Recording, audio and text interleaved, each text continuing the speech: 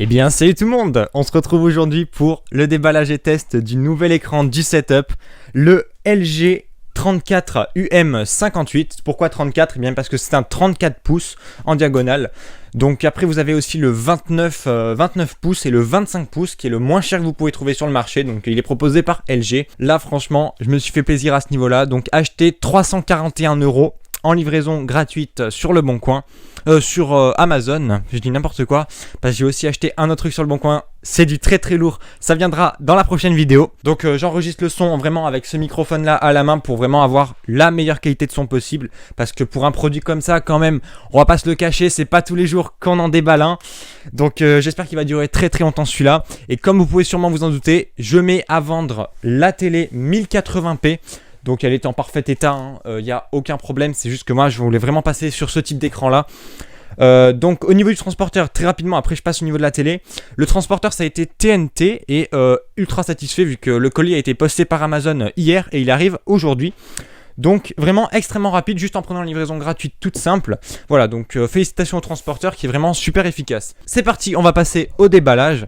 Le couteau est ici. On a un peu de paperasse à l'intérieur, donc qui nous dit comment le sortir du papier.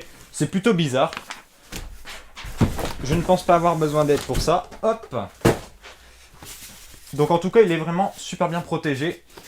Il y a du Porexpan qui protège tout l'écran. Il est très très bien emballé. Il est quand même assez lourd.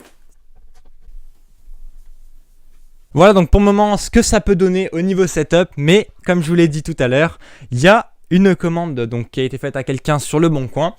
Donc ça devrait arriver dans les prochains jours et ça va donner encore un truc un peu plus stylé. Voilà, donc il y aura même un petit peu plus d'espace. Vous pouvez essayer de deviner dans les commentaires qu'est-ce que vont être ces nouveaux investissements.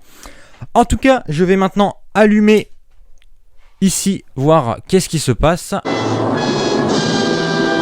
A few moments later. Olé! Ça y est, en fait il suffisait juste de lever l'écran de l'ordinateur. Je suis fan à 100%, direct. Gros fan de cet écran.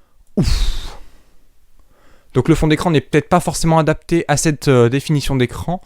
Voyons si je fais ça, voilà, on est quasiment en pleine page.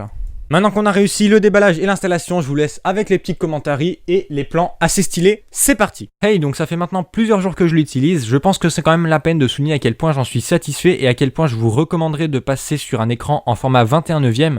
Je pense franchement que ça va devenir une norme petit à petit, ça va vraiment se démocratiser.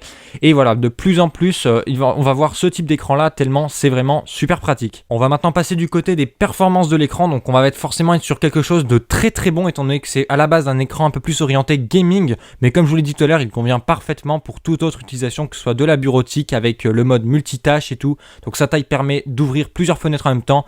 Déjà pour du montage vidéo, c'est excellent vu qu'on va avoir la timeline en bas qui va être bien plus longue. C'est vraiment ultra pratique pour tout ce qui est retouche photo, montage vidéo et tout ça. Donc on peut vraiment tout faire avec un écran de ce type. C'est vraiment super bien.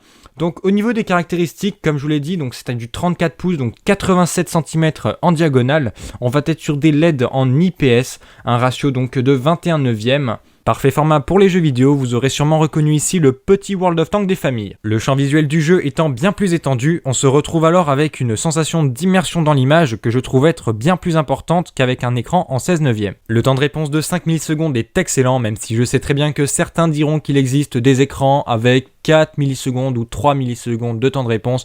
Bon, sans commentaire. Visuellement, c'est carrément impossible de faire la différence, il s'agit là uniquement d'un argument marketing. Et puis évidemment, comment présenter un écran au format cinéma sans parler de sa performance en film?